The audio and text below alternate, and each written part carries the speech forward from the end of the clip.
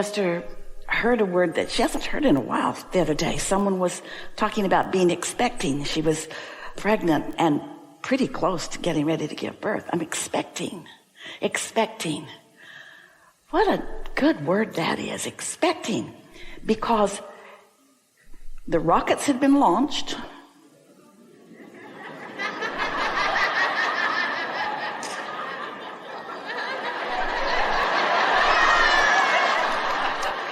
And while she could not yet see or hear or smell or taste or touch the evolution of this that she was expecting, she was expecting it. She didn't need to see it and hear it and smell it and taste it, touch it in order to expect it. To expect it. And that's what we want to talk to you about. What are you expecting? What are you expecting? Because what you're expecting is what you're thinking, and what you're thinking is how you're feeling, and how you're feeling is what you're getting. It's what you're getting. And so what we just told you is really all that you'll ever need to know, and actually all that we do know. Because you're here just exploring the infinite avenues of the way that plays out for you over and over and over again. Your life helps you to choose, and you get to choose, and what you choose is important. And the non-physical counterpart of you, which we've been calling your inner being, it's your Abraham, it's all of us, it's source energy, is advocating constantly for what you have asked for. But if you're an advocator by your attention to it, if you are an advocator, meaning attractor of the opposite of what you want, then no one, even your inner being, not source, no one can interfere with your point of attraction and give you something different than what you are asking for. Talk about free will. Talk about fair play. Talk about everybody getting what they want. If you could just get everybody else out of your equation, if you could not worry so much about what they're doing or what they're thinking about what you're doing, or even more important, what you're thinking about what they're doing, if you could cease that huge level of resistant emitting, you would stop slowing the momentum of what you've asked for, and the timing of your thoughts turning to things would be so fast. And people would watch you and say, how you doing that? Hey, you're weird. You're weird.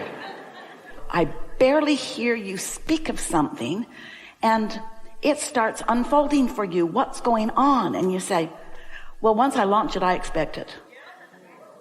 Once I launch it, I expect it.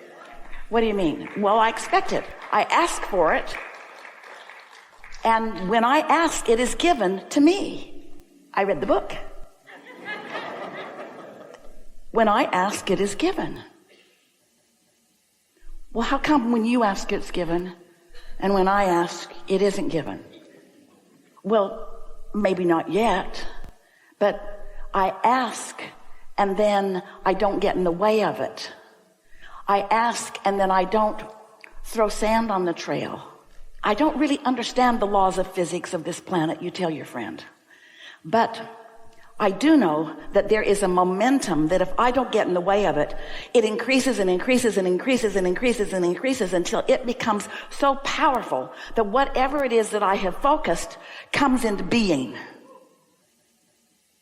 And they said, 10 minutes ago I told you we were weird, and now I'm certain that you are. And you say, I accept that. I accept that. I'm not like most people. I'm not like most people because I ask. I wasn't always like this, you can tell them. I was like most people. I wanted things, and when I didn't have them, I was upset. But that didn't work out for me. It seemed like the more I felt needy or victim or poor or confused or lonely, it just hung on and hung on and hung on. It's like Groundhog Day over and over and over again. I just kept living the same absence of what I wanted. And then I got hold of a piece of clarity, and I came to realize that how I feel is how I feel. And I can't change it instantaneously, but I can change it. How I feel is how I feel. And I started noticing that how I feel is what I'm getting. I'm driving to work every day. And when I'm ornery, it's a miserable drive. Nobody's nice to me. Nobody lets me in. People splash mud on my car. The lights are not on and off, red and green in my favor. But when I'm feeling better, things just go better. And when you start connecting the dots that how you feel is how you feel, and that's okay. But how you feel is what you get. When you connect those dots and then you say, okay, I'll play your silly game, Abraham. I'll work on adjusting how I feel, but I don't really get it, because how do you look at something totally not wanted and feel good about it? We're not asking you to do that. We're just asking you to be a better selective sifter at what you give your attention to. Choose more of the things that do feel good. Well, that seems lazy. Well, focus isn't lazy. Focus is mastery. Focus is deliberate creation. But Abraham, it seems so selfish. You want me to just run around and just focus upon things that I like and that I want? I'm not asking you to do that. Life is a mixed bag. There's a lot of people you care about that aren't doing that, and you care about them, and so you're watching them mess up their own life, and you feel like you should be there for them.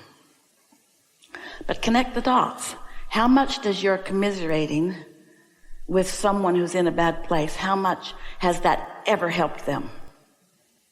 Think about it. You started out in a conversation and you meant, well, here I come to save the day. And then you drag yourself off later, realizing that you tried, but you got nowhere, because it's not your work to do.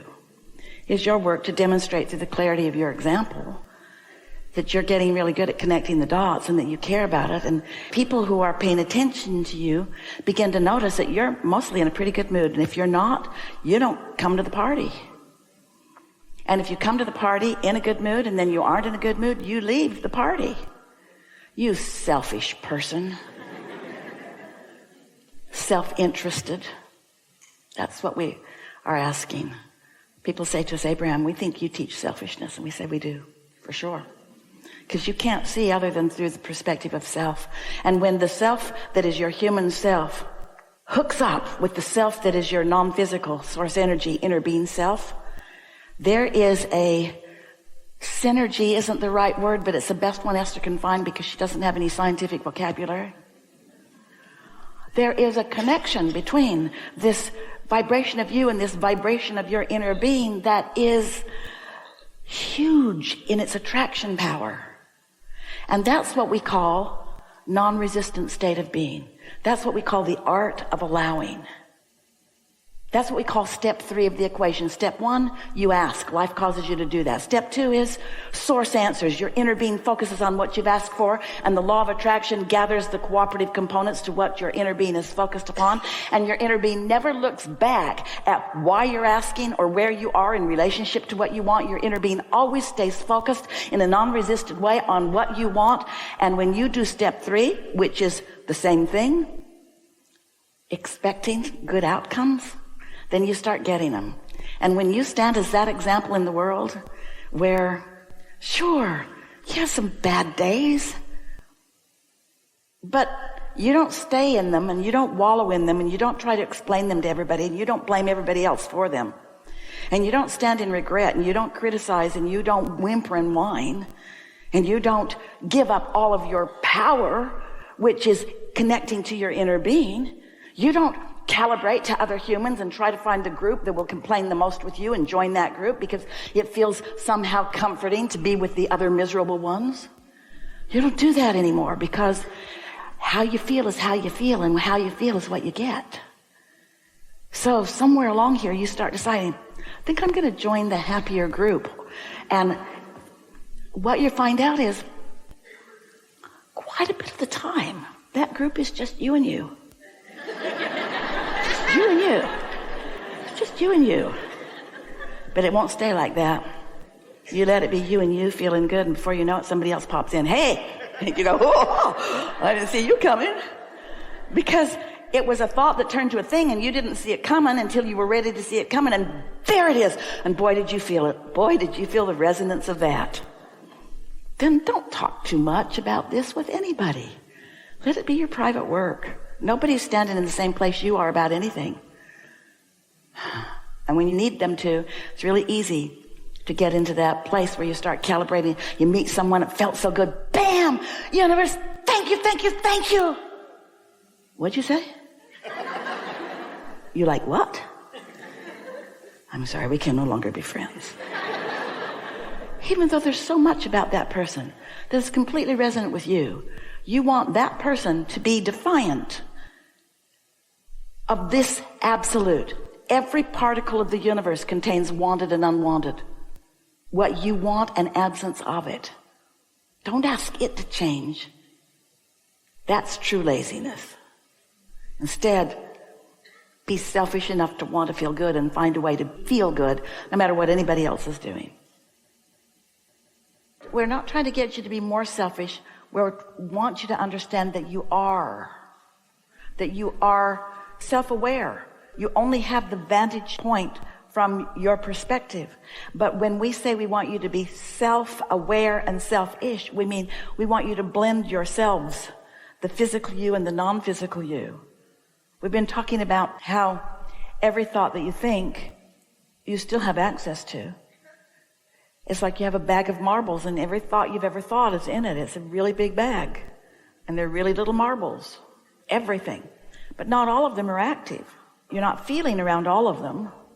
But when you feel, that means you're active enough that you have a relationship between you and your inner being. In other words, if you feel something and you feel happy about it, that means that your bag of marbles right now, something's active in it that's also active in your inner being's bag. And so that's what you're reaching for. That's what selfish is. Me deliberately activating something that my inner being has activated. And when the law of attraction calls me to that, because I am now a cooperative component to this dominance of who I am, well, that feels so good, doesn't it? Emotions are indicators. You could also call emotions manifestations. Your emotions are your first see it, hear it, smell it, taste it, touch it manifestation of alignment or discord. So when you feel an emotion, it's giving you important information. What we mean is you cannot ever really cut yourself off from your inner being. When you feel negative emotion, you've pinched yourself off pretty good, but you're not ever going to separate.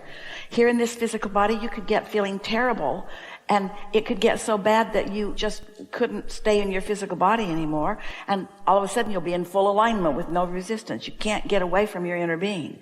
But when you're suffering, you're making a pretty good case to vibrate in a place that your inner being isn't, which is usually because you've been observing physical stuff and trying to follow physical formats that other people have assigned to you without tuning into you.